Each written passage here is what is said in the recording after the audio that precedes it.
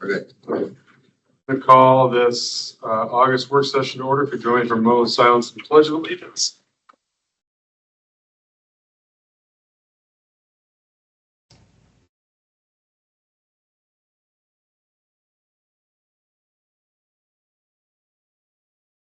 Pledge allegiance to the flag of the United States of America and to the republic for which it stands, one nation, under God, indivisible, with liberty and justice for all.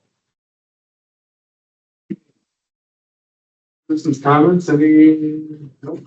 Okay. Moving on to discussion items. Fisher property site planning. I'll turn over to Alan and Zach for that. All right, good evening, Mayor and council members. And we've advanced the project to the next phase where we've acquired the property, the process of demoing the property, and concurrently we're looking at a master site plan. If you recall, when we last went to council, we identified one, possibly two public property, and then potentially some redevelopment. So as a way to optimize the land and the existing utility infrastructure and access and mobility, we've brought on BI and Brian Hargis, who's participating here to assist in that effort. So tonight he's going to go over some site plan options. He's also going to review with you his experience in other communities to kind of give you a flavor as to what we could consider here. So he's got some, we're going to pass the control here to him and he's going to take the lead. So Brian, please. Thanks, Zach. Can everyone see the screen, the air photo that's up right now? Is that a yes? I think that's a yes.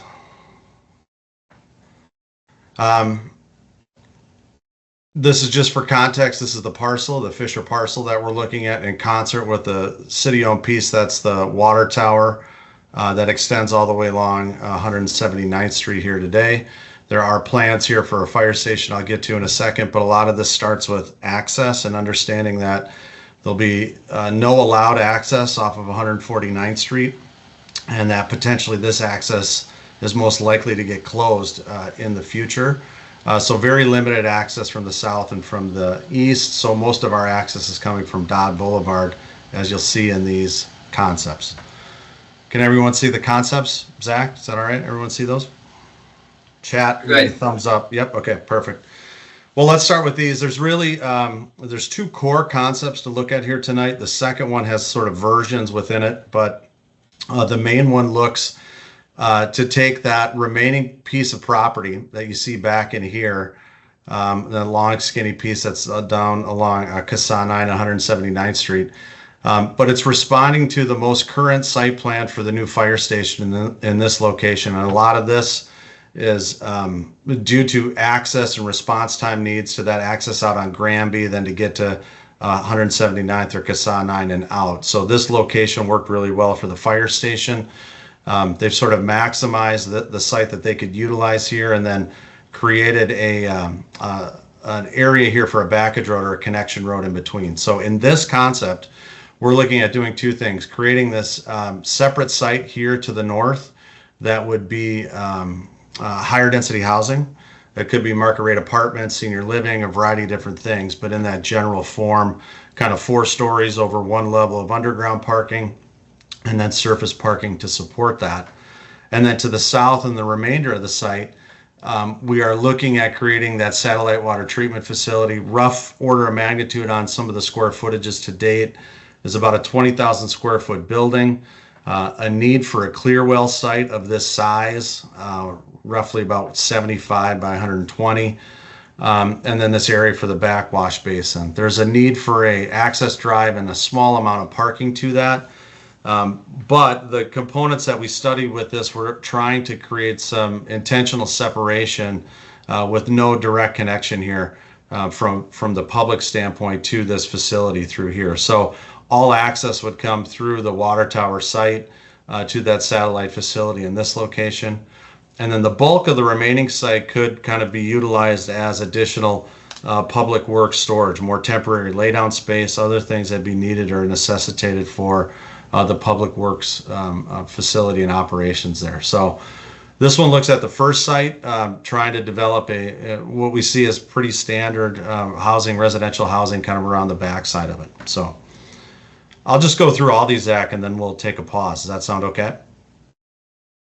That sounds good. Thank you.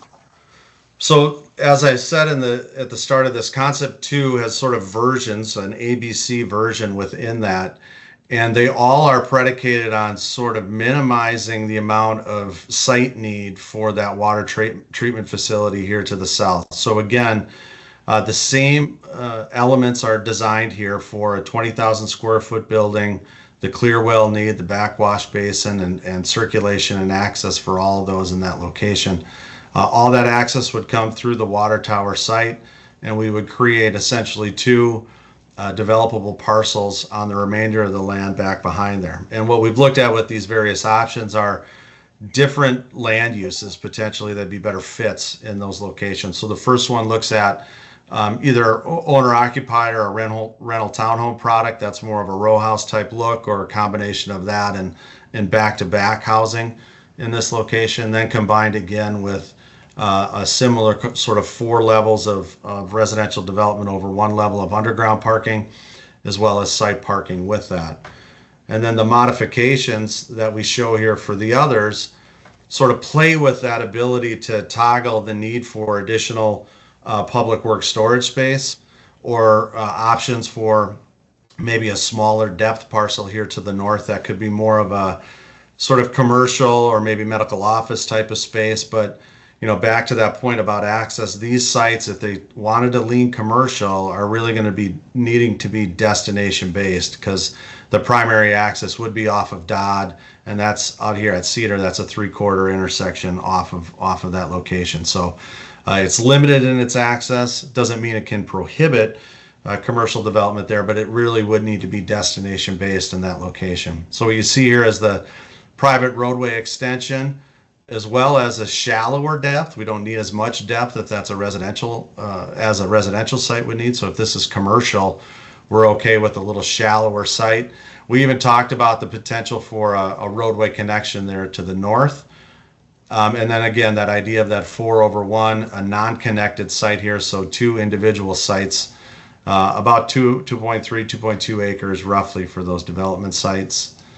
And then here again, we looked at another if I just kind of toggle this between 2 and 3 quick, you can kind of see a slightly expanded commercial program to push that a little bit more, and then an expanded residential program in lieu of some of that storage area for the public works area. So those are sort of the ideas that are at play here. It's sort of this remainder site that sits in the back here. This approximately 4 to, well, it's probably about 5 to 6 acres generally back in here. We did look around at a couple of other locations. The new one that's off of Yankee Doodle Road in Egan has a brand new sort of senior co-op building kind of right behind the backside of that fire station today. Other sites we looked around in Eden Prairie, it's sort of a mix of this is a smaller fire station, albeit, but it's a kind of a daycare facility along with some adjacent back-to-back townhomes nearby.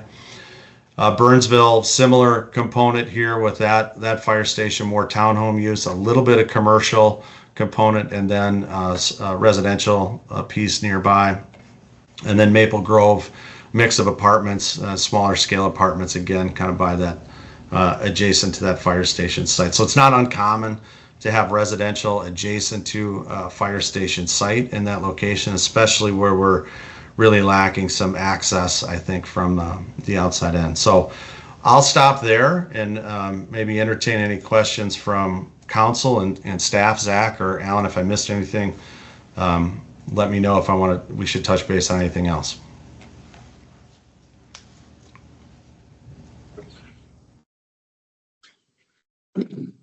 I guess I'll, excuse me, when we 2A and 2C was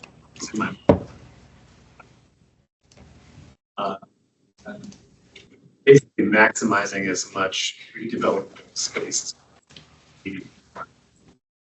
facility and fire station. So I don't have any questions. I think this is right on the mark. what I was hoping for.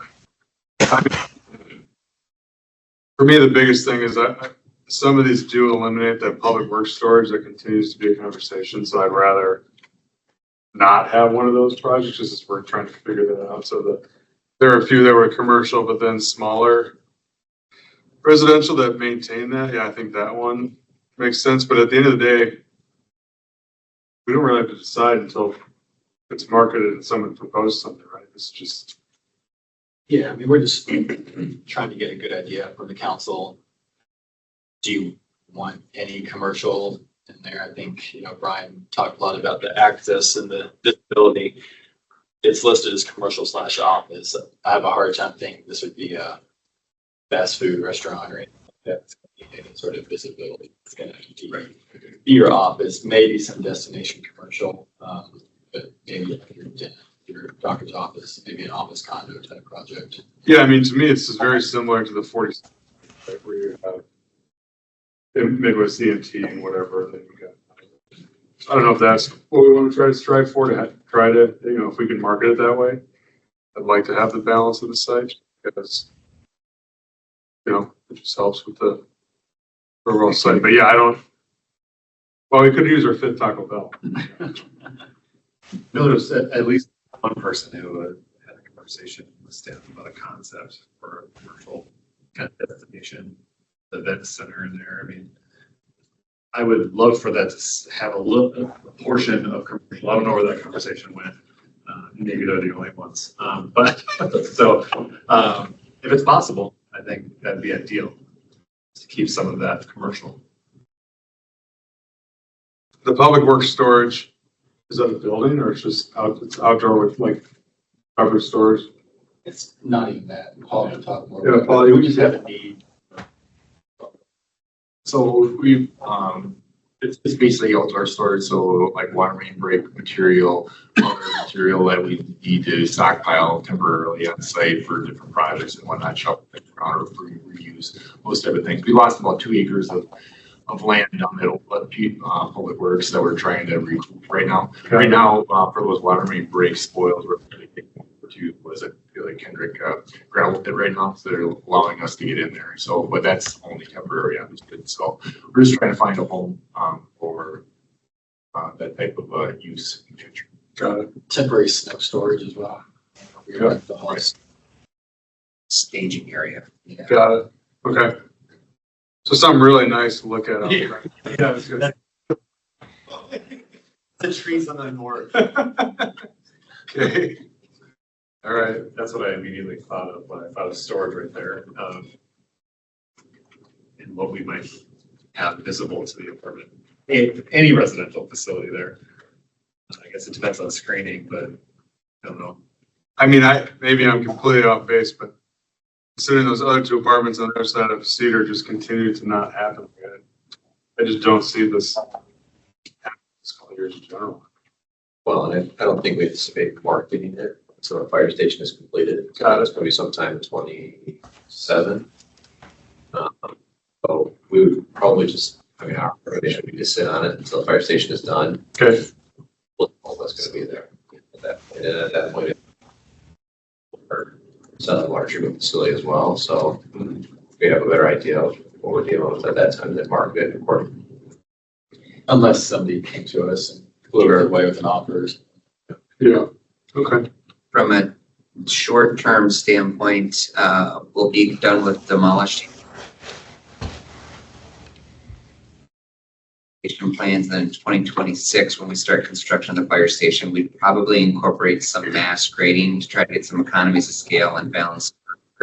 And that will help a lot too. We'll get some of those volunteer trees out and clean it up a little bit, so we'll have a better idea what we'll want for utility. Okay. Zach? I do have a discussion. Yes, Brian. I was just going to point out, or just want to have a conversation about access again, that if this is going to get closed in the future, we will likely need some form of roadway connection back to this. So likely it wants to become two sites, depending upon how it all shakes out. I didn't know where the conversation was going, if people were thinking this was all one site in total. Perhaps that road could bend back to the north here. But again, this was changed to a full access, I think, right, Zach, at this location now? Correct.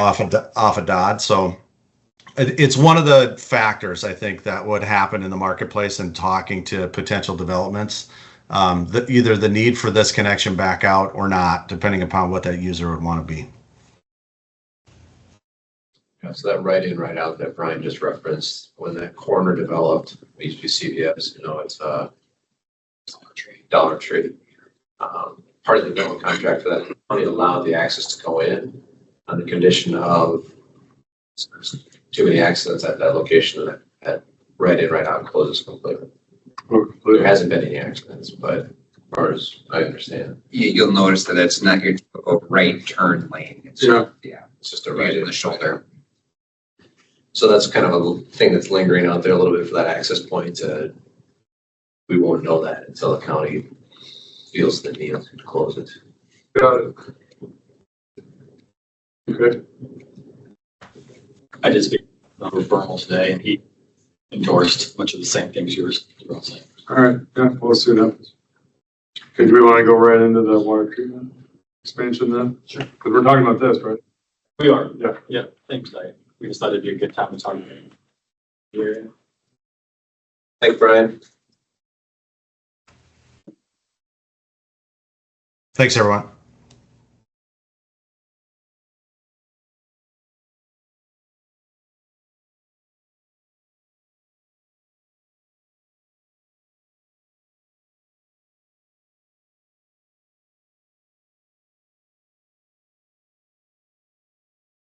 So, talk about water treatment a little bit here on the thing. I discussed with,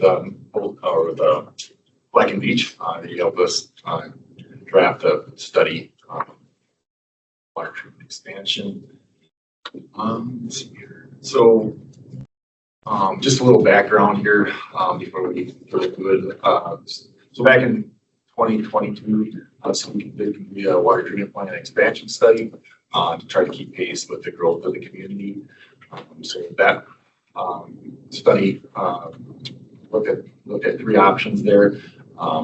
After that study was completed, we did look at modifying our filters at the existing plant, one for biological treatment, and then we also looked at using other filter materials for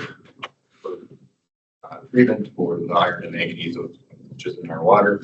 Both of those did not turn out positive, so we didn't see the water treatment modification gains or production gains that we would have liked. So we're kind of walking away from those ideas. So, with the purchase of the Fisher property, we wanted to reevaluate those three alternatives that we looked at in this 2002 study. So, see this this graph here shows where we're at with water treatment. So the burgundy line is where we're at with capacity of our existing plant for treatment. So, 2015, there was a modification to the filters, and we bumped up the filters for a capacity for the plant of 26.5 mg million gallons per day. That's going to get us to, almost to the 2030 timeframe, but with the expansion of growth, we will not potentially meet our future demand here in the next couple of years, unless we keep getting really wet summers as we did. So this is, again, based upon our max take needs for the community if we want to treat 100% of the water that we produce. So with this analysis, some of the assumptions are on the right that we've used. This is again for ultimate build out. So next build out of 85,000 population, 3 times the peak factor that we see for average flows. That gets us to 30.5 million gallons per day, but with a safety factor, redundancy factor, we're looking at about 33.1 million gallons of water production. Question for you on the population for anybody. I mean, we still think that 85 is the right number for that 80 today?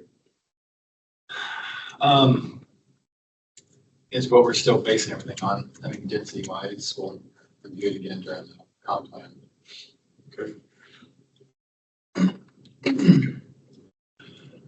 So with that, again, it would be roughly about 6.6 million gallons per day of additional treatment capacity that we would need. Alternatives, again, that we're looking at an expansion of the existing plant, that satellite treatment plant at the Fisher property, and then a max day bypass, with no treatment additions, but it's just basically taking the raw water from our wells, and then a portion of that percentage of that water going directly into our distribution lines. We're still going to treat for the torrent health requirements of chlorine and fluoride, but no filtering the water for iron and manganese and some other things in the water. Aesthetic issues. So this drawing shows where our current raw water lines are. Basically, our northeast wells are up in Bunker Hill, and then basically all the pipe follows the old Boulevard line and down of our water treatment plant here. So everything right now is going to our water treatment plant. If we were to have a satellite plant, that Fisher property is really nicely located along the trunk line out to the east, so we can tap into that line pretty easily and redirect a large portion of our wells to that plant. So for on day one, that satellite plant, the plant could run at 100% capacity without it needing additional wells to meet it. So Black and Beach came up with some alternative comparisons here. Just more or less pros and cons, if you can see these, to each of the alternatives. So one is redundancy. So right now we just have that one water treatment plant. If anything were to happen to that plant, obviously there'd be lack of production, and also the distribution line. If there's any problems that we have with the distribution pipes coming out of the plant, there's some risk there, obviously. So the advantage to a satellite plant would be that we have that redundancy factor. So if the main plant goes down, at least we have average winter day demand flows that would we could support the city with. Or if the existing plant has some maintenance issues that we want to take the plant down, we've got roughly about 6 months where we could take the plant down and have that satellite plant produce the water that we need for the community. For alternate three, basically the same as one. There's no redundancy. Resilience is similar to redundancy, so that we just have one single plant right now. With alternate two, we do have the increased resilience that associated with the plant. One thing that we did not study back in 2022, but the last study was looking at potential secondary treatment. For example, if we had a PFAS issue here in town, we had to treat for those contaminants, we need a secondary treatment. The existing plant, if we would add additional treatment or additional treatment facility at the existing plant, it'd be more difficult to add a secondary treatment for PFAS or some other contaminants with at that plant with the addition of the treatment filters. They're just getting in the way of where the existing piping is. There's some challenges associated with that. I'm not saying it can't be done. It's just it'd be a lot more costly to do that. So with alternate two, with the satellite plant, it'd be a lot easier to add secondary treatment at the existing plant, and also we can plan easily for secondary treatment of some other contaminant into the future at a satellite as well. So, and then also alternate number three, it is easier to add secondary treatment at the existing plant since we're not adding those filters. It's just the way the plant currently lays out. It's just challenging to add secondary treatment with additional filters. So for personnel, we are potentially going to need a little bit more help at the plant with the expansion of the plant. There's more things that to keep track of, keep on top of. So not a full-time employee, but somebody who's need to help us out in the plant beside their other operators. With a satellite plant, we would potentially need at least an additional one operator to monitor the treatment plant. The plant would run more or less autonomously off of SCADA. So like there's obviously there's always human interactions that have to take place on occasion, and water testing and those type of things that have to still take place for the Department of Health. And then for personnel, there won't be additional personnel required for the bypass option as well. For operations and maintenance, we already have all of the treatment chemicals, feeds, and those type of things that we need at the treatment plant. So it's scalable. We just need to expand our chlorine feeds and those type of things. So that's fairly easily done. With the alternate plant expansion, additional equipment would be necessary. Obviously, you're building new plants, so you need all new equipment for that facility. The advantage of the alternate plant as well as for our operations, the plant does straddle two of our pressure zones. So it's easy to throw water around it to different pressure zones as well. So we have more need in the eastern side of the community. We can push more water out there and vice versa. So there's more flexibility in how we operate the system if that satellite plant would be built. And again, alternate 3 is scalable for the bypass option. For water quality, if we expand the existing plant, there wouldn't be any change. We do our water quality in the future, and likewise, if we had a satellite plant, no change in our water quality into the future. We're basically using the same type of filtration, taking out the same naturally occurring materials in the water. And then, but for alternate number 3, we would potentially see an increase in our water quality. But with that bypass, we would be putting raw water out into their community with our manganese in it, and the interaction with the treated water does have a tendency to precipitate out some iron. So potentially we would have some water quality issues into the future at high demand periods without alternate number 3. So a lot to consider there, but is there any questions on that? It's fine. I thought when we had talked in 22 that we didn't think we had enough physical space to add on it. One, is that not accurate? Add on The current facility. current facility, the treatment Yeah. filters. Yeah, no, there's space. out There is, okay, all right. So this is the cost analysis that Black and Beach came up with.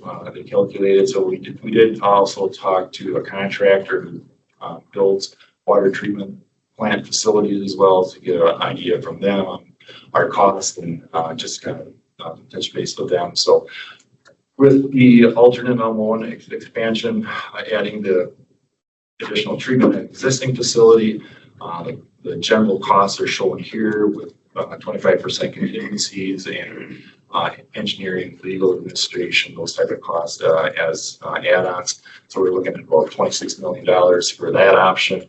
Alternate number 2, basically it's a brand new plant. So everything's brand new with additional raw water pipes coming into the plant and then distribution lines going out of the plant. So that's fairly costly. Site construction, the filters, the high service pumps, clear well, backwash tanks, those type of things. So, and we're estimating right now at a high level of $44 million for that option.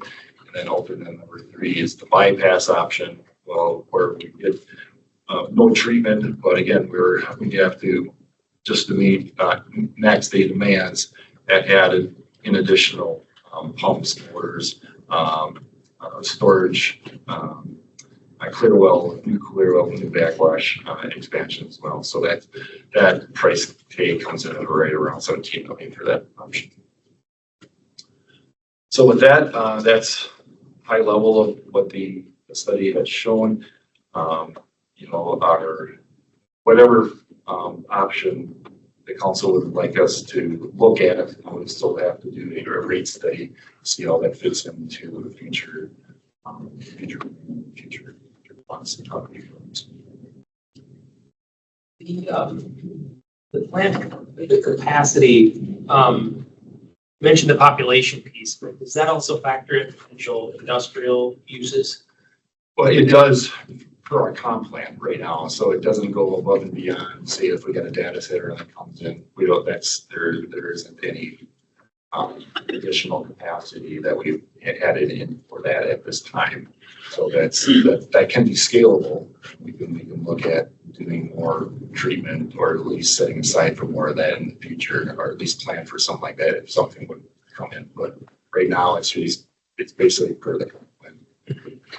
Misremember, do you remember last time we talked about this, that we had to build an alternate site because of capacity? And now, I mean, I don't even, can you go back to the cost estimate?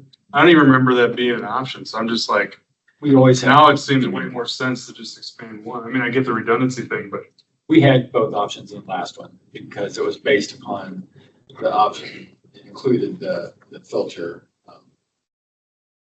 whatchamacallits that all talked about. yeah. So it did have these options in there.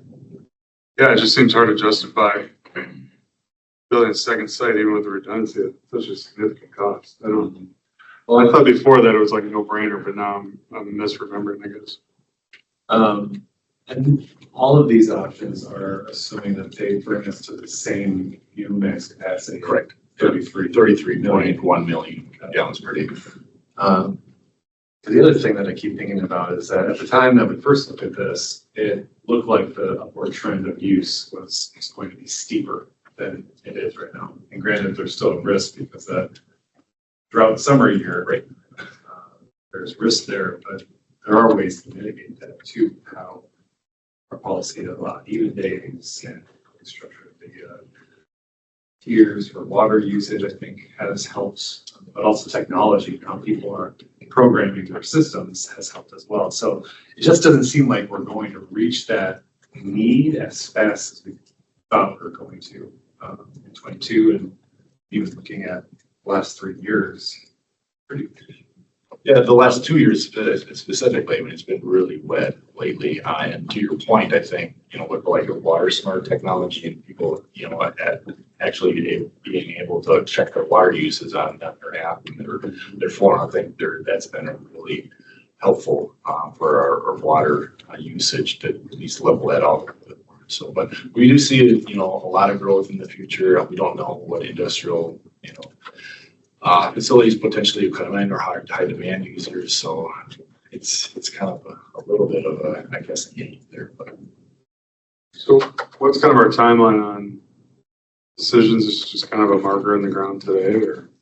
Yeah, we're not looking at anything real timely. right, yeah. We're just, as we continue to site plan the Fisher site, it'd be helpful to kind of know the direction we want our out the plan. I don't know if I do. I know. They So, also remember, this doesn't take into account any potential annexations. Yeah. So it just involves land that we currently have in the city. Yep. And I don't know what the price is on the redundancy, how you value that. But yeah, that's very true. Well, besides redundancy, it seems like at some point we're still going to, I think our city's going to grow larger than what we calculated here. Mhm. So does it make sense to go with option one, but still reserve that sliver of land next to the water tower for the satellite redundancy system? But at some point, based on the model, probably going to surpass the day if we're closer to 95,000 people, right? And does that then mean that we still need another expansion? Right, but yeah, and again, we're just basing it on what is in our documents and we're following right now. So if we think it's going to be something a little bit larger, I mean, that's another conversation. as we get into the comp plan in the future as well too. But we're just letting you know where we're at with in terms of our options right now that we have. And we can always talk about the size, there's the 33s, the 35, or, whatever. It's just something that with the Fisher property, we just wanted to bring this back to your attention again and just talk about our options and what direction you think we need to go in terms of what type of treatment we want in the future. We can always talk about size, but we just need to talk about, I thought we just need to talk about, where the treatment could potentially go and, just the costing. Which that part makes sense, but if we're, you think about Ritter Meadows and then that other property that's coming in right next to it, over 205th, I mean, we'll be long before we're at 85,000 if we're at the same clip. So I wonder if that number is not the right number. Mr. Miller's point too. So next year, we're going to start our, as part of the comp plan update, we do all our utility updates as well. So throughout the course of 26, by the end of 26, we'll have a better idea of our need and demand based upon the projections we go through that. And to that point, like Mr. Omi said, the Fisher piece it's a great location from the standpoint that we can pick up our system to the northeast. So as you would discuss, no decision has to be made. We can reserve that for potentially either for redundancy or an additional demand as we go through that process too as well. But we'll have better information for you probably by the end of next year. Well, something tells me these numbers are going to look a lot higher 3 years from now. Possibly, I wasn't involved in doing these. I'm by no means a expert on the cost of water treatment plants, but like Zach said, we're going to be doing some site grading with the fire station.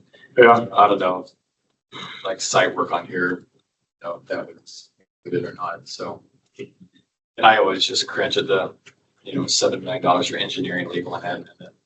That's a lot too. So, Well, and $8.5 million for contingency is a lot too.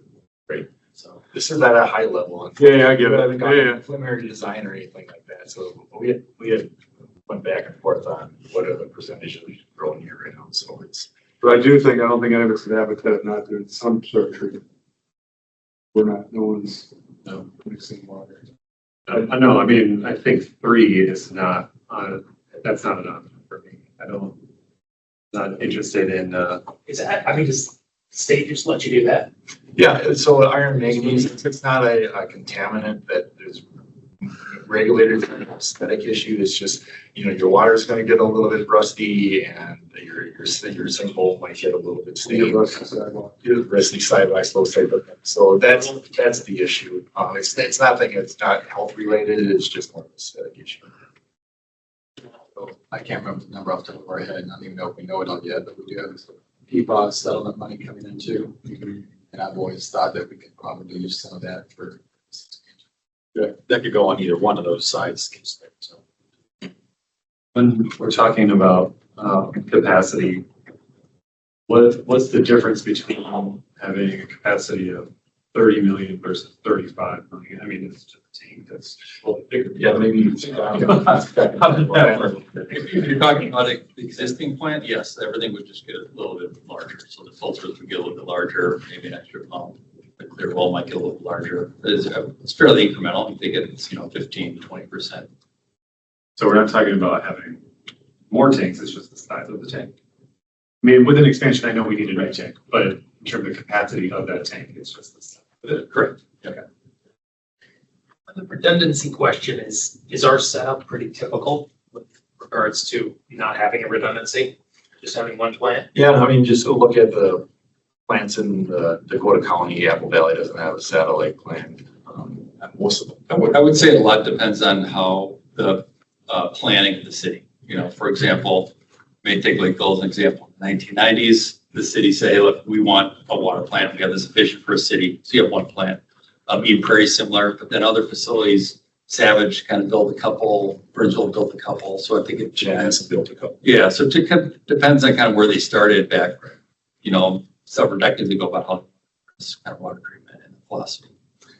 And what happens if the plant, you can't use the plant, do we have any ability to like tap on other cities or like what's the? Yeah, so we do have emergency agreements with all of our surrounding communities. Unfortunately, we're kind of at the top of the hill a little bit, so it's a little harder to push water from Apple Valley over to us. But worst case scenario is we just, you have to use your wells and put the well water directly into the distribution system and bypass the treatment plant. So I mean, that's worst case scenario. So hopefully never get there, but that's what you have to look at. Is there a way to have an expansion, like I said, in terms of how it's connected to the system? So that's a good question. I think off the top of my head, almost everything at the existing water plant has two things of it. So, two pipes in, two pipes out, multiple filters, multiple pumps. There's not too many things at the plant where there's only one thing. There's one emergency generator, but that's backup. So there's a lot of flexibility already built in at the plant. There's redundancy, but again, it's the larger problems that potentially could happen. That's where the redundancy of the second plant really comes in. I know I've asked this question in the past and you've answered it. Can't remember, but so we're talking about the maximum daily gallons. What's a typical page? If it's quite shot, if it's Yeah, so close to that. yeah, we're way down from that. For our average day, we're pushing a little over 10 million gallons per day right now. So that averages out the winter use versus the summer use. It's balanced out. Our winter use is down right around 7 or 8 million right now.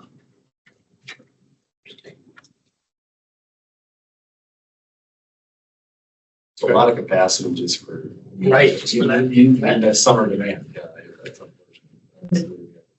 The tiered rate structure, is it fair to say that has reduced usage quite a bit? I think it's helped a little bit. Yeah, I think the odd even is probably a little bit more helpful. And I really think the water smart system that we have implemented that really has helped with people understanding their water usage as well. And that helps us to help the property owner. We can actually look out into the system and see where people's water demand is spiking, actually help them on write letters or knock on the door and say, hey, you might want to check your system or something.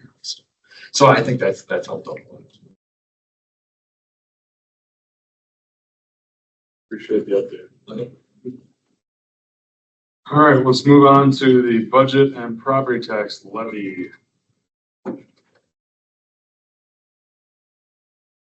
Mr. Mayor, council members, I'm not presenting anything up there. It's all on paper. You can read your screens. So as our population, as you just noted, we were at almost 77,000 at the last night council estimate for 2024. So getting really close to what our projections were for full build out before. Our taxable market values for this coming year for 2026 did rise 5.5%, roughly 715 million. Our tax capacity rate as we structured the budget would come in at 33.1%, which is just a little bit over our last year's tax rate of 32.7. So we're still lower. Our 2026 tax rate will still be lower than 2009 tax rate, which was 33.9. That was right before the first recession hit. So showing that first graph, just the trajectory of how the tax rates have moved across the years. How we're inching up again, a lot of that has had to do with the park referendum and everything that we've put into the city recently.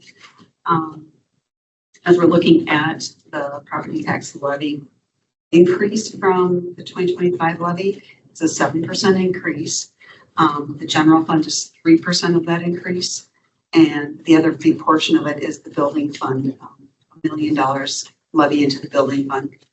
But is another 2% of that 7%. And as we'll go into those funding sources and how those are structured over the next few years, you'll get to see the impact of that. what you don't see in the levy dollars, obviously, is the first center bonds, the first, of those public safety bonds, the fire station ones, because, as you remember, the franchise fees are going to be dedicated for those principal and interest payments. So that's why you don't see any levy dollars in here. Our debt service funds, if you notice on that chart with the proposed property tax levy, our existing debt service funds is actually dropping off 647,000 of the property tax levy. But those park referendums, since we had those 3-year big years price spikes in the park referendum, we're done with the spikes. And now those will just continue into and the existing debt levy. So it looks a lot better on that piece of it, the debt portion. We were looking at the impact on the median value home. The median value home did go up roughly 3.8%. So it used to be 450,000 for a median value home. That is now 468,000 for this coming year. And the impact to that median family home with the property tax levy, as we are showing it, is $61 a year or $5 a month. Broke down how that shakes out as far as what's going into the general fund for that increase, $27 annually. The payment, and I grouped together a lot of the capital levy pieces. That's the other big portion, so $36 a month per year for that. And then for the commercial property, so $1 million commercial property, they're if they see a 4% increase in their market value, their 2026 city tax portion will go up $346. Primary drivers, the general fund revenues, again, property taxes is about half. License and permits, we're projecting about $400,000 increase in those based on development that we're anticipating. The SAFER grant, what this $393,000 is, it's the different SAFER grant started March of 2025. So now in 2026, we'll have a full year of that grant. So this is just the incremental increase on that. We did the forestry grant was something we had in 2025, but I don't believe we've got in 2026, or it was a one-time thing. So, and then just breaking out the charges for services, engineering, GIS, roughly 300,000 we're anticipating in additional revenues. And then some changes. Investment income we're anticipating to be much better than we had budgeted for 2025. And so the general fund revenues, basically what we're changing over the 2025 is 3.1 million. Expenditures are going to be proposed at 46 million, 46.4 million. To recognize that circular grab, 52% of that is our public safety, so public police and fire. Public works is 15% of that budget. Parks and Rec is 14%, and then general government is 19%. So we're talking about the drivers of the general fund expenditures. The largest piece, as you know, is staffing or personnel and benefits is our biggest service-oriented provider. So COLAs and step increases is almost $1 million. The full-time firefighters as a part of that grant, again, that's the incremental piece for having a full year of those 15 firefighters. Again, it's a 1-for-1. Whatever we incur, we get the grant covering it. So that's why it shows up in both the revenue and expenditure side. The new positions that we are presenting to council for adoption represent about 322,000. So what we included is staff is recommending an information technology specialist starting February 26th, a facility technician starting at the same time, and then a park maintenance 2 position starting in March of 2026. So those are the positions. There were positions that were requested that did not get included in the budget as we're presenting it to you.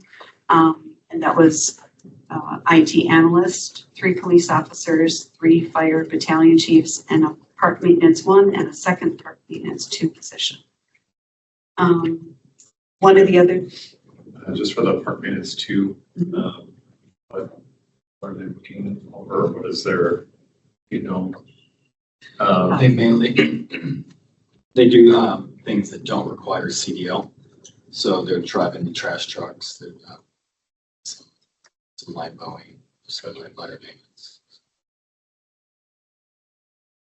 And so if we did factor in all of the positions that were requested, we would be looking at 11% levy increase versus the 7%, just to give you a perspective. Back to one of the other costs that was new this year, as you're all aware, that new Minnesota Paid Leave Act, Family Leave Act. What in the general fund that amounts to roughly $100,000. The total cost of the city, including our enterprise funds and lift funds, is $155,000.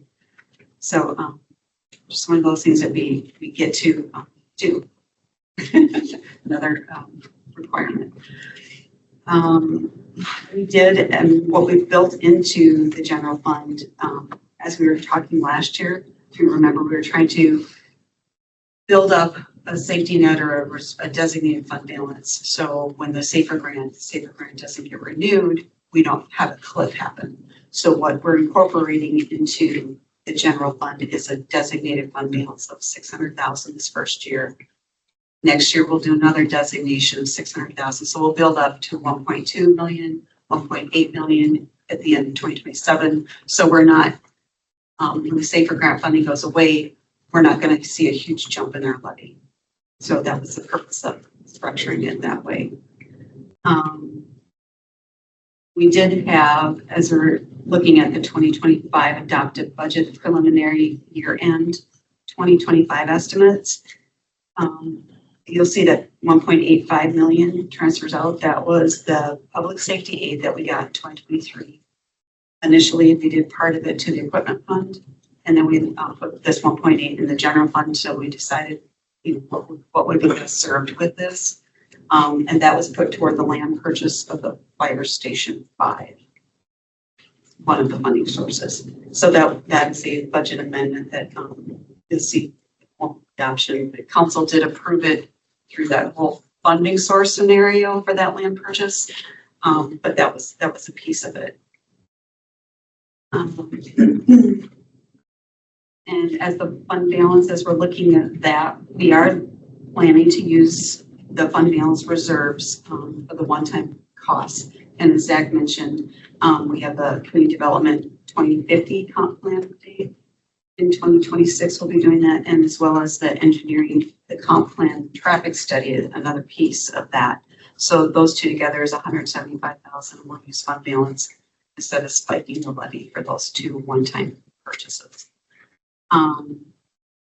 As we look at the estimated impact on our general fund reserve balance, the way we're proposing this levy of the $34 million, we're estimating that our ending fund balance compared to 2027 expenditures, so that's our fund balance policy, would be 49%. So still perfectly within the top end of our fund balance policy of 40 to 50%. If you notice that chart of the lovely chart, the general fund balance, the big spikes in 2020 and 2021, that was all that CARES money and that influx of money that created those big swings in our fund balance. As I mentioned before, we're proposing the levy. One of the big increases is in the building fund. We've got a lot of activity happening in that fund. We'll go into that more in our CIP discussion. But a lot of it is so at the Arts Center, the Central Maintenance Facility, Heritage Center, and the police station work that needs to get done. Equipment equipment fund, that one, this one is a big, we're looking at doing another $400,000 levy for that, but we are also, staff is recommending increasing the liquor fund transfers for this for 2026 of 1.5 million into the equipment fund, and then another 1.2 million in 2027. Again, as we looked at the liquor fund, it's very cash heavy right now, almost near 4 million. So we've got ability to use those funds and it makes sense to utilize them instead of incurring more levy that we don't need to at this time. The park improvement fund, we are recommending a levy of 700,000, and that stays pretty flat for the next few years. Pavement management, and this one we levy it and we pretty much spend it. That fund doesn't sit on a whole lot of fund balance, so we're got a tax levy in there of 2.1 million. Technology, we're recommending 250,000 for 2026 as a levy. We had an operating levy last year for 300,000, and as you know, as we grow and our needs go and with technology, we're trying to keep pace with that, and so we don't shortchange ourselves in the technology side, and we don't get expanded, or we don't get any problems with bugs and those such things. The trail improvement fund, and this is another thing where staff is going to be combining the park improvement and trail improvement together at the end of 2026, I believe is what our goal is. So those will merge. It makes more sense, gives more flexibility to staff, saying if the park project, if something doesn't, if it comes in under budget and they've got a trail that comes in over budget, there's just more flexibility. Having that as one whole fund, it acts the same. So with the trail improvement fund, we are recommending a levy increase to 850,000, which is $300,000 more than the 2025 levy. We do have a big project, the Klamath Trail retaining wall project, which could be a large levy increase for just that project in the 2027 year. What's the cost on that? It's about 1.5. Yeah. What are the bonding requests? Yep. This to do with water, right, technically. The retaining wall, What is it adjacent to Liquor Lake? I don't know if it's for water per se, if that's the source of it, but it's just starting to get failing. I don't know that we can determine the cost of it. Certainly look into it.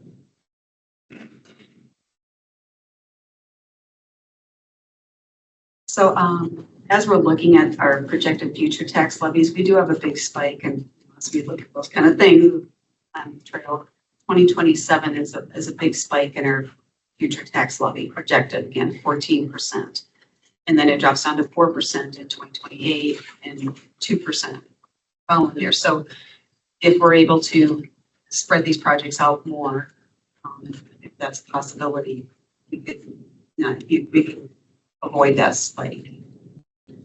The debt portion of our levy still stays pretty flat at roughly 23 to 24%. So again, as we continue to still build on building, and we haven't reached the build out yet, but that's going to stay pretty steady. And I included, so the general fund summary, we're looking at that levy spreadsheet. Summarizes it departmentally and revenues categorically. So the revenues roughly a 7% increase at 3.1 million, and our expenditures a 6.7% increase at 2.9 million. So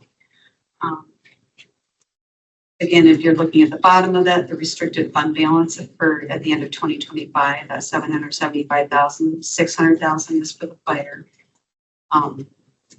The safer grant portion, and then 175 is the use of ambulance. So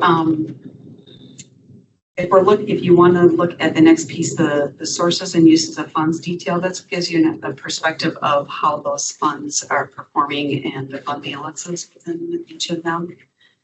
This is where we're trying to keep the hills and valleys, the spikes and peaks and valleys ironed out as much as we can. We've got a lot of costs of the building fund in that first page there. Again, that $1 million tax levy, you've got the CMF building piece of that alone is 1.6 million. So there's just a lot of costs that are happening. And if you look at that fund, the ending balance we're just trying to keep it reasonable. And if you look at 2029, that fund balance does get to a negative 510,000. So without some serious increases or some shifting of those projects, that's what kind of levy impact we would need to see some more growth in the city's levy for that piece. Equipment fund, again, we're trying to keep that one as flat as possible. We've got a lot of costs coming in. And as I mentioned, with the liquor fund contribution increasing these next couple of years. And the tax levy still needs to be, as we're growing and we're still trying to meet the needs of these equipment pieces, that purchases that are happening. So if we look at the expenditures in the equipment fund, I mean, it's roughly $3 million, $4 million, that gets up to $5 million in 2028. Again, trying to spread this out. If it's determined that we need the ladder truck, that's something that we're going to be doing. That's 2030 purchase, but we'll be looking actually for council authorization because those are a 2-year build out at least. So when we get authorization for it for 2026, but the first pot of money that would go out for that would be 2028. That's one where we possibly issue equipment certificates because the life of a ladder truck is 20 years. You'll often see that with equipment that they'll issue equipment certificates instead of levying for it. What's a equipment certificate? How's that different? It's under this. It's the similar. Is do it with alongside our bonding, but usually you can get the equipment certificates for a shorter period or a longer period. It's just it's the same. Yeah, then you're paying principal and interest on the certificates, kind of like you would do with a bond, but it would Is be, any different? Margin. you know, it would not follow our pay-go strategy if that's what we, follow that.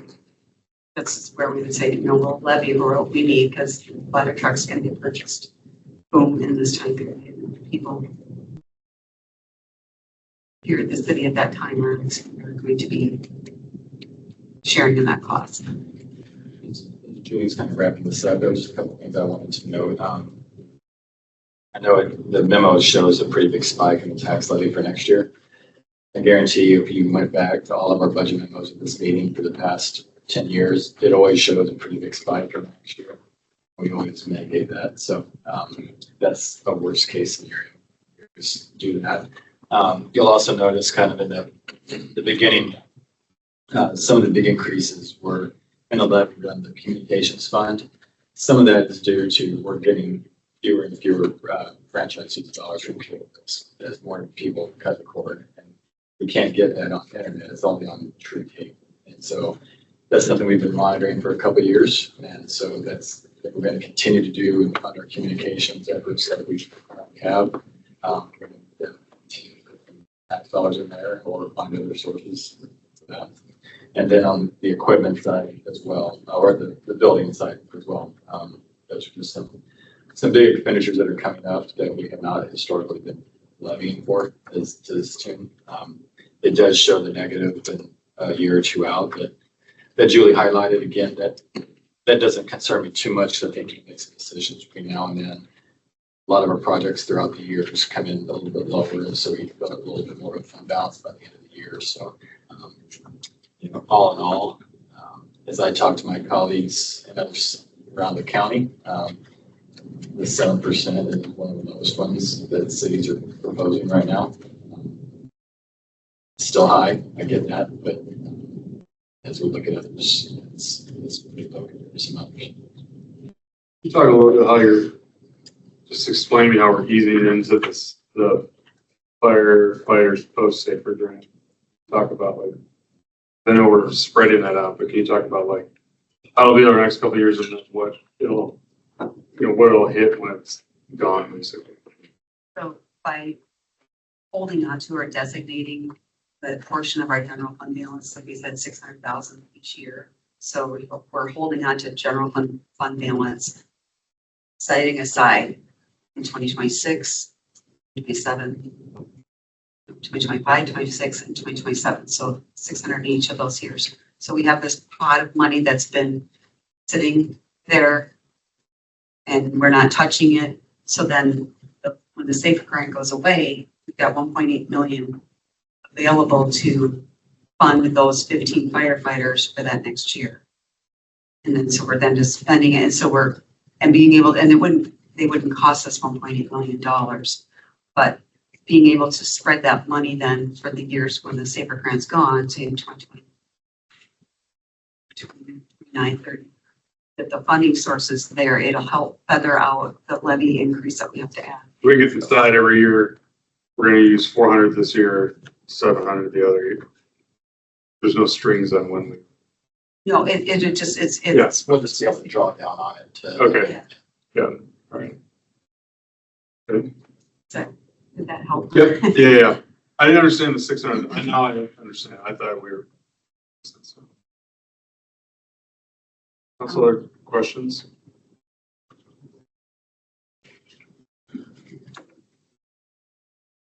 I mean, there's some red flags for me in this. I mean, obviously, 70% is much more appetizing than what we had this past year. I know that comes with some hard decisions in terms of staffing for this coming year, but I do think folks need a little more relief this year after the increase last year. But it seems like we're still putting forth money in the buckets for that pay-as-you-go strategy. We haven't taken out, last year, we ended up having to remove some of our contributions, some of our funds, right? But at the end of the day, we reduced our contributions to some of those funds. And I think it was, part of it was we increased the liquor contribution. Sure. We used that instead and reduced the levy piece. And that's where we're looking at that funding source because, once those debt obligations for the liquor fund are done, it's just a cash cow. There is $0 levy dollars in the building fund, communications fund, or equipment fund for 25.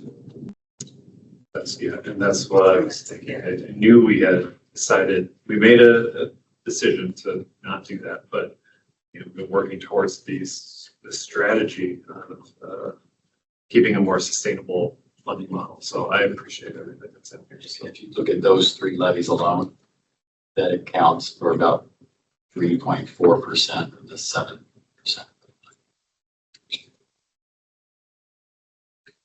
My biggest questions are on the building fund stuff, but I think we're covering that in the city. I'm just curious what those projects were. Tell me what they are now, or we can wait till the next. The CIP portion, that makes sense. That's. Yep. Anything else on the budget?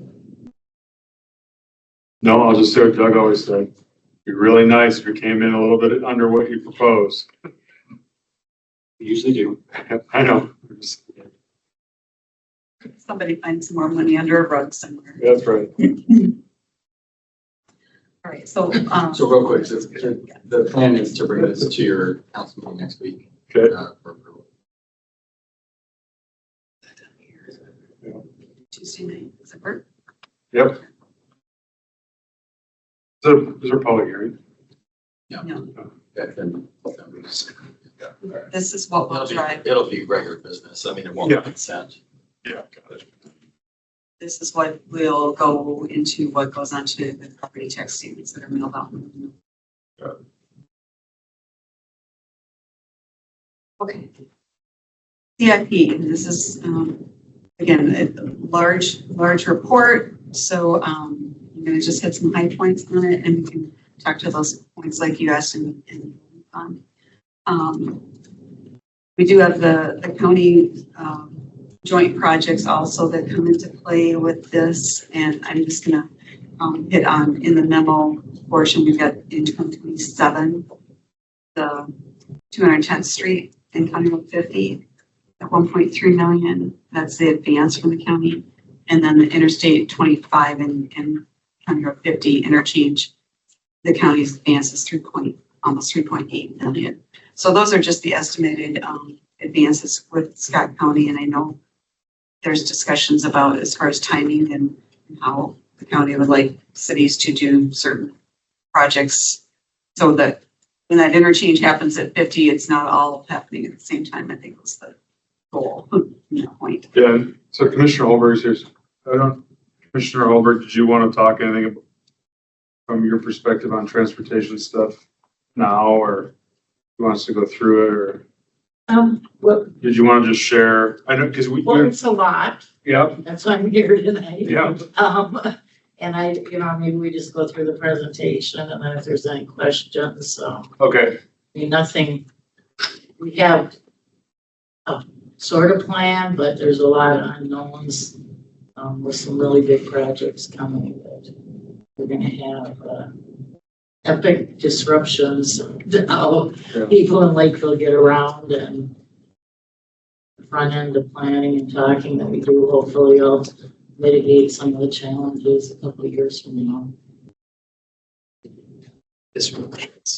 Council, I don't know if you want to go through every section, we certainly can, but if you just have questions about specific projects that we have timed up, that might be a better way to do it. I know we highlighted the key transportation projects in the memo. If you have questions about any projects, we probably have an answer to those.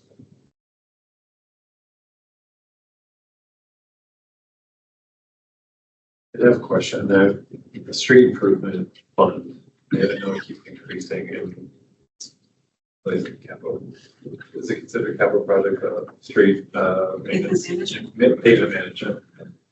2 years ago, we changed our strategy and put that liquid dump down a couple of years after a new street goes in. Do we have proof of that working, and is that part of why the costs keep increasing? No, rejuvenator product that we've been using, actually the budget, we knocked that budget down for this year a little bit. We have tested that material over time and we have brought out there. Other cities have also done some testing. We've had some independent testing done by the state of Minnesota as well too. So it seems like it's a good product. I mean, it's long-term projection. The product's been on the market for 50 years. I mean, it started in California, in the Midwest, maybe 30 years ago. I mean, there's a lot of communities that have really jumped on it in lieu of seal coating. So with all the challenges associated with seal coating, so it's a good product, we feel, and we feel that it's going to extend the life of our pavements. But we wouldn't have realized any of those savings on pavement at this point. right, I mean, the streets that we're reconstructing or overlaying, we don't have that product down on those streets. So it's the newer pavements that we're putting it on. So hopefully we get the longevity and the payback.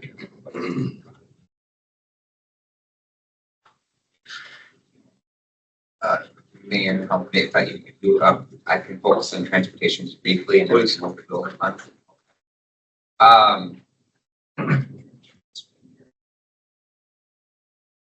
So for transportation, you will see in your package on the last page the map, and I just kind of highlight the projects to kind of let you know what Commissioner Holberg is stating is we're making a concentrated effort to kind of front load our projects in 26 and 27 in an effort to try to address any potential mitigation options so that when we get to the closures in 28, we'll be ready. So for some perspective, at this point, we are anticipating that County Road 550 between the ramps more or less is going to be closed during the construction season.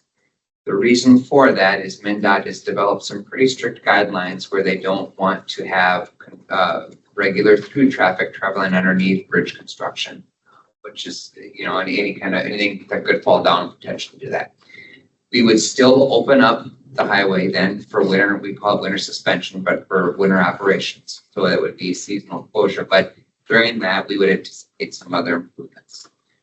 So for a point of reference, before we did the 50-60 roundabout, we did a similar exercise, which led to the installation of traffic signals at Ipava at 175th Street and 165th Street. We are going through a similar exercise currently this month. We should be getting results back from our consultants in September, at which point we'll have about a week or so to maybe reprioritize the map as you see it today, and we'd be able to come back at September's work session to give you an update. Some of the areas that we're looking at are County Road 46, intersections with Jaguar, Buck Hill Road, on the west side, looking at County Road 5 as far as either changing timing for signals, looking at potential turn lane improvements. New signals would go potentially at County Road 60 and Orchard Trail, things called Wild Wings. Right, 1 second, Helen, can you pull up the map that Are you sure? I That's right, are you sure? No.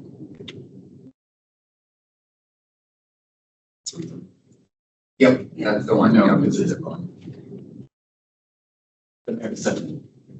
there's one of the counties doing analysis on. Yes, this one.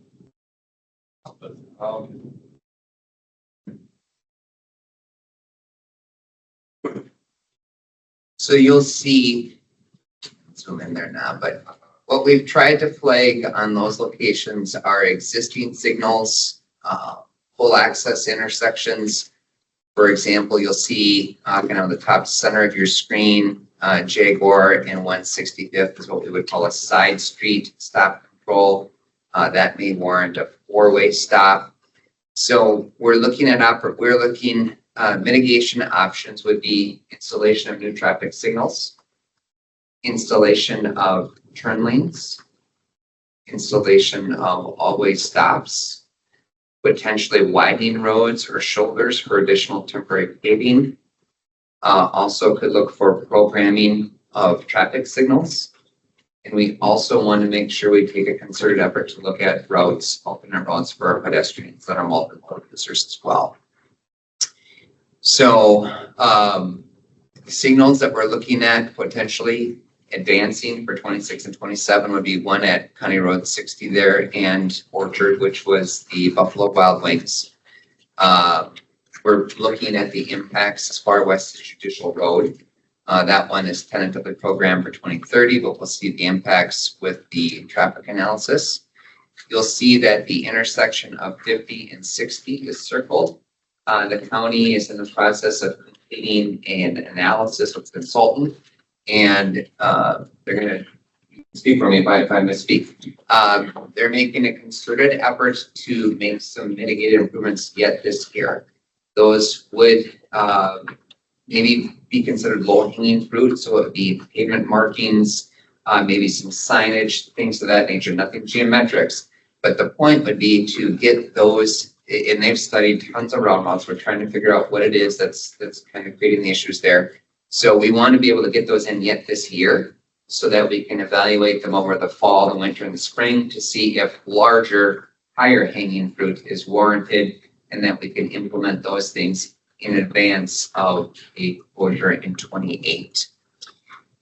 You'll also see on the northwest side of the freeway, Canyon Avenue, think home furniture. That would be a new traffic signal as well. So that's kind of the exercise that we're going through this year.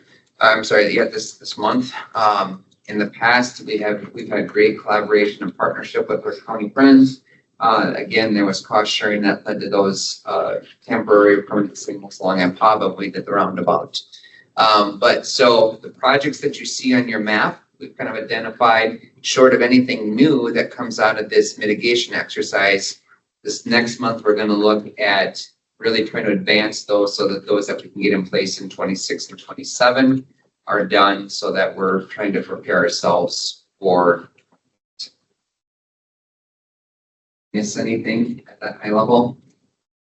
I don't think so. The other thing I'd like to at least raise is, tomorrow, when I was looking at your expenditures and levy and, the cost share on the city portion of this project, we were very grateful that it got an earmark of sorts by letter, not by legislation, for the state share of 40.8 million, but there's still at least 20 million that would be the County Road 50 portion. That all goes to the freeway. So great amount of money, but it's really not helping the county or the city taxpayer in this project. And so tomorrow is our legislative workshop for our agenda in 26. I expect that the county will continue to have that county city portion as the number one priority for bonding. It has to be general fund bonding, not trunk highway bonding, as it's a county road. And so we're looking for 10 million from the state, which would then divide in half what you show in your current documents as city share for that project. But the other thing that this exercise is gonna tell us is what are some of those kind of not direct costs, but indirect costs related to that. We may have an opportunity to look at modifying our legislative agenda when we get better information on this. You can see pretty big impacts. I don't know if any of you are aware of the day that the accident occurred on County Road 46, and the southbound traffic coming off the freeway was not allowed to cross to the east. And within a matter of minutes, the frontage road was backed up bumper to bumper from Home Furniture to McDonald's. Nobody could get out because there was no traffic control at that intersection. Then 5 became back. I mean, it didn't matter. It didn't take. So we know even the littlest hiccup right now can put the area into gridlock, and months of 55 being closed underneath the freeway is going to be really, really, really challenging. I mean, we all know the variety of reasons, but when you factor in there is no frontage road on either side of the freeway between 50 and 60, you know, where people are going to go, I mean, they're going to try every trick in the book to get around, to get over to Cedar. We have all this traffic coming at us from Scott County. Where we're going to go, people are going to try and get on that freeway north of the construction, right? I mean, so I just think this is going to be epically challenging. What's your sense, you know, if we approach the legislature again next year for bonding, we're not successful, is the intention to keep the target 2028? Or do you think that would delay?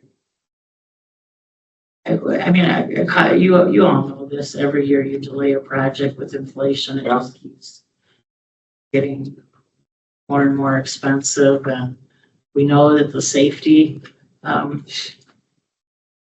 impacts, in particular on the freeway, are 4 times what the average is statewide. So I think we have to keep moving myself. What do they think, a 2-year construction cycle on this? Yeah, so a couple of things. Commissioner Holberg also talked about the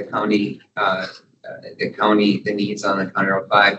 Next Tuesday night, you'll see on your agenda a resolution of support. The county also is continuing to find some other alternate funds. So they're also applying for the Minnesota Highway Break Program, which would be $10 million. We're encouraged by that. We have been successful in that program before and did use $7 million towards the construction of County Road 70 several years ago. So that's a program that we've had success with. So in addition to this, the county continues to explore other options. We have a meeting in another month to find the results of the build application as well. We are looking at about probably a 2-year build at this point. We're basically looking to move traffic to one bridge during one construction season while we build this one, and then we'd ship traffic onto that one and build the other. We've looked at 3 different scenarios, but I think our highest level of confidence is that's the best approach, is to do one bridge each year to try to minimize the impacts. This isn't even addressing any of the state needs, as well as the pavement preservation project that they're working on, as well as just our interchange. Yeah, so I'm just thinking, like, if you're a commuter, the next 5 years, you got 1 year of break in 2027, that's it. Between now and then, because of when Burnsville's done. During the summer seasons, yeah, the winter seasons, it would open up. Well, the other thing that I've spoken before is we have this infusion of money coming into that active transportation fund that went directly to TAB. I just sat through my 14th meeting. I call it one of my extra credit committees. But we're working really hard to allow for applications to come in on road projects for the pedestrian portion of it, given that that area of expenditure is much more flush with money right now as a result of how they called out how that pot of money had to be used. In all likelihood, that first round of grants is going to be somewhere likely north of $35 million.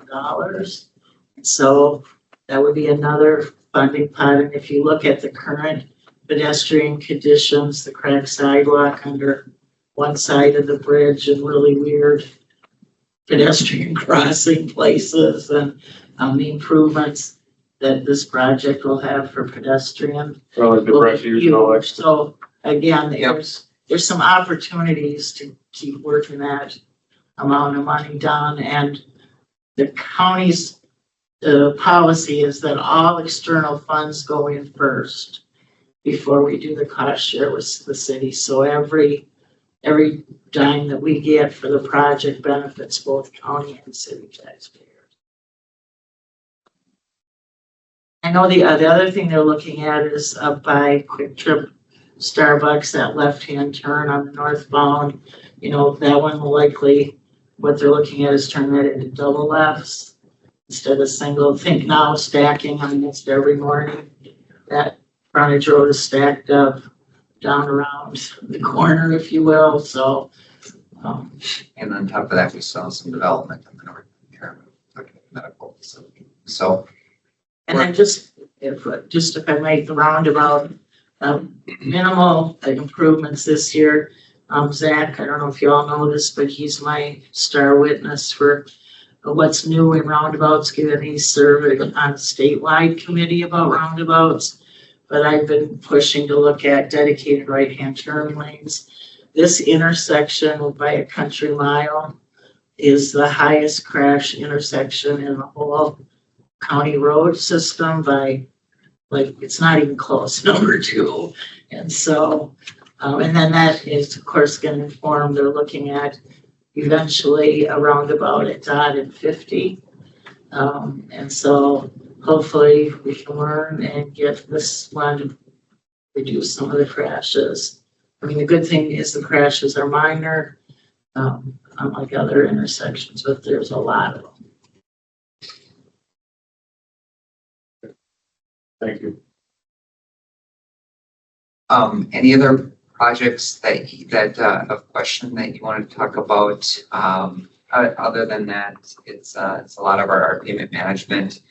We do have some alignment studies program for 26 to take a look at future extensions of County Road 60 east of Cedar.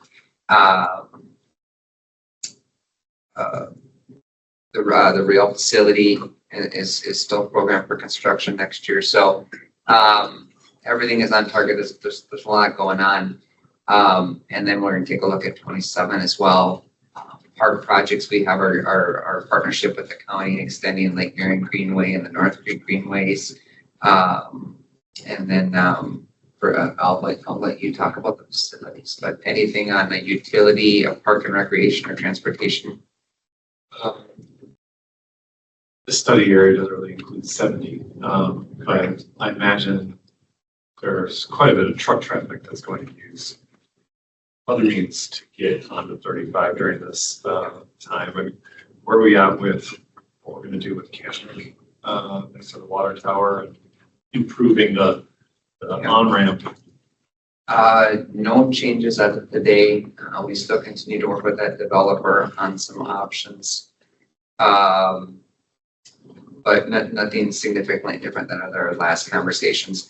The industrial park is a large component of the county's application. To talk about that, that's where that freight characteristic comes in and kind of helps us score a little bit higher. But we'll look at Kenrick as well. We do have programmed improvements in there down the road, but maybe we look at advancing that or tail ending that kind of on the usage accounts.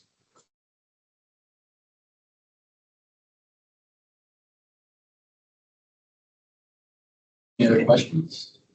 I'll just say I'm dreading this. Any other questions on general CIP stuff? Just the building fund.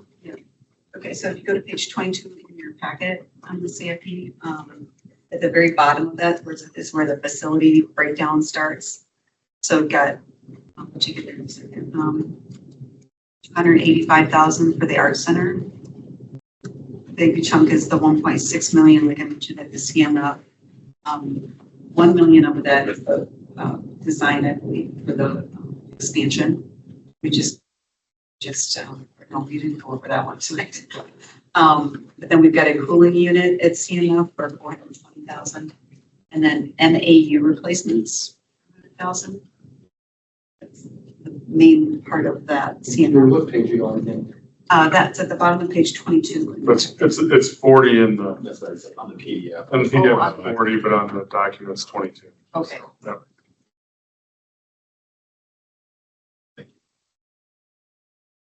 But then, So that's fine. you'll see, some of that obviously, there's $1 million for CMF expansion. That will obviously, that decision is not made simply by approving the CIP. So that'll be a discussion that is we'll come back for a separate discussion on the timing and all that before we enter into any contract there. So. Likewise, there's some other things in here that I'll just say we're still having some conversations on the need of. We have some very good facility staff. They're also very proud of their buildings and want to keep them up. And so we just need to talk a little bit more. Some of these might drop off or get pushed out. What are the major renovations happening at Heritage? The roof.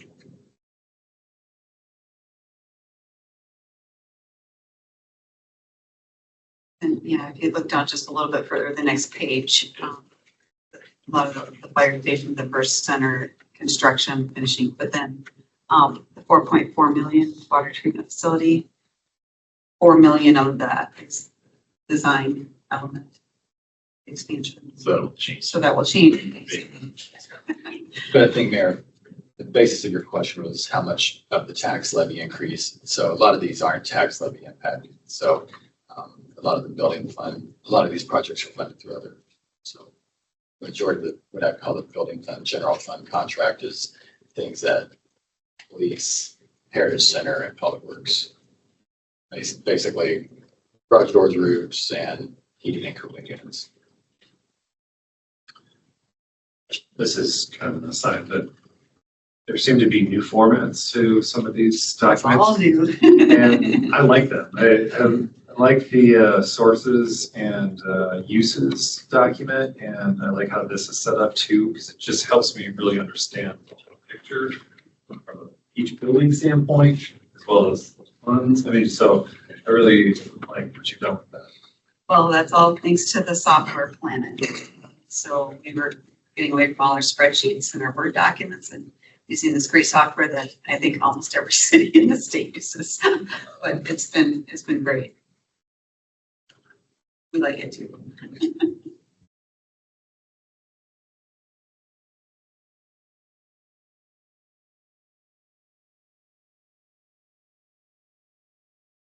A lot of information. I don't have questions. This takes me more than a weekend to digest.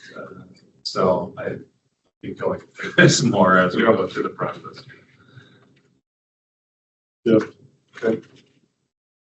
Thank you. Thank you. Julie, do you want to get into the second quarter report? Yep, this will take a very short, estimated 5 minutes, and and keep it to that. Basically, so when you're looking at the revenues for the general fund, we're at 45%. The reason for that is, 50% of our tax. So we get in June, well, we only get 70% of that 50% in June. And then we get the other 30% of that 50% July. So that's why it looks a little funny as far as revenues go. You would expect it to be 50%, but county holds on to that portion. So otherwise, though, looking at the other revenue sources, we're not doing too badly, actually. Building permits are a little bit under projection, but if you look at what we've got through July 31st, 130 single-family units, we budgeted 300. So a little bit less than we would hope. But again, this will be the busier time now through the end of the year. Townhomes are actually ahead of schedule, so we've got 138, and we budgeted 150 for 2025. So not too alarming on the revenue side. Everything's falling into place there. Expenditures, the departments, again, are doing a great job overall. The total expenditures are at 48% of budget, and $2 million greater than the same time period last year. Personnel is under budget, coming in at 47%. Again, some of that's seasonal or the way the timing goes, but the majority of our personnel are full-time, so that's a good sign. Also, it's triggered by any vacancies that are still not filled, but also part of it is we had a lot of the software implementation costs. There was costs associated with that in personnel as well as the other software costs itself. Just highlighting it, let's see the other piece. Nobody, as far as being over budget, again, it's nothing alarming. It's timing wise, like information systems, they're 63% of their budget. Again, a lot of the software subscriptions are things that they do, it happens in the first part of the year, and so it figures off that. Fund balance projections and the net change in the fund balance, we're still sitting good. And that was the part of it's not shown on this, but again, we're expecting to come in at roughly 50% at the end of 51% at the end of 2025, the way things are projecting out for our fund balance. So general funds performing as we would expect, nothing alarming. That's the bottom line. Looking at the communications fund, again, as Justin mentioned, the revenue source on this fund keeps dwindling. It's dwindling in every city, and that's why we're doing a levy for the first time for communications fund. But we are sitting at a fund balance at the end of June of 1.3 million. Considering ESPN and Fox are going to charge $40 a month for their streaming sports, I would not be surprised if all of a sudden cable starts ticking back up a little bit because it's more affordable than streaming. I'm very curious to see next year if that happens, if it turns around, or at least just stem the tide a little bit. So going into the liquor fund, even though, as you've all heard, sales are lagging nationwide, it's still healthy. The gross profit percent, just underneath our adopted budget, we figured that we get 27.6% gross profit. We're at 26.6.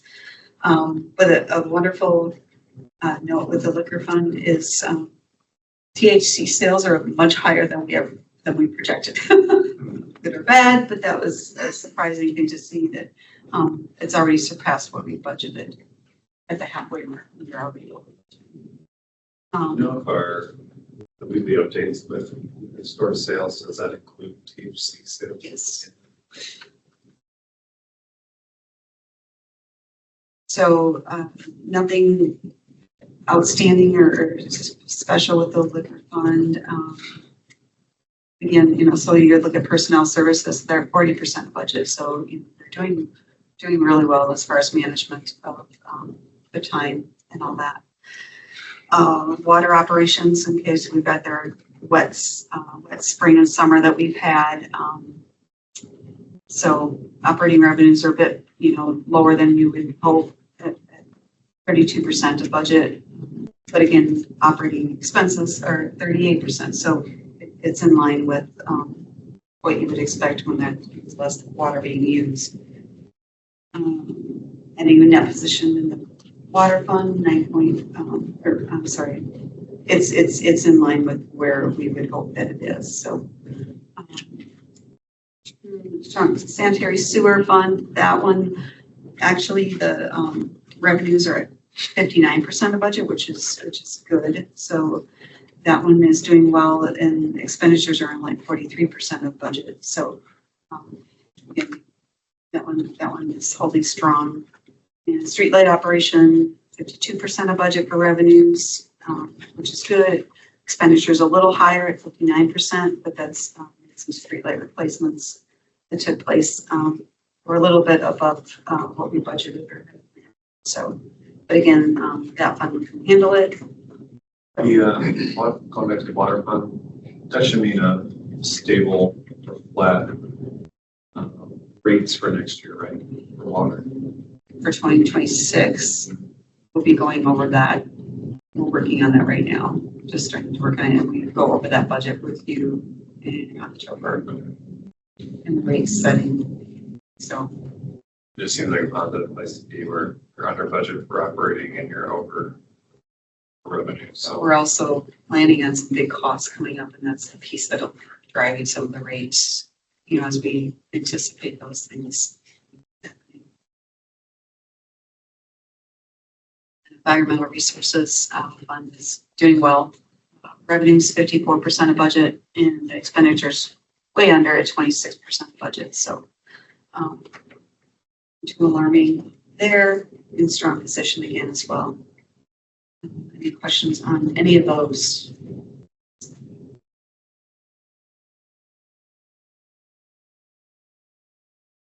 Thank you for that. Okay, moving on. Items for future discussion. Any committee or city administrator updates? in the vein of budgets and whatnot, staff began a conversation with fire relief about sharing some of the state fire aid that we received to support the fire relief board's pensions, and it's intended to support the fire department as a whole. And so started that conversation last week, and now the fire relief board has an initial starting point for that discussion, and that will continue on through the season. Hopefully to have some kind of finalized version of that agreement by the end of the year. Where are they on the fine contribution versus the fine? All that, is that still kind of ongoing? Good question. I think with the state's approval of an increase in the annual maximum to 20,000, it kind of just stopped the discussion, because changing over doesn't benefit their pension as much as going with that defined benefit of 20,000 per service year. Now they don't have that. That's not approved currently. We're at 50,000.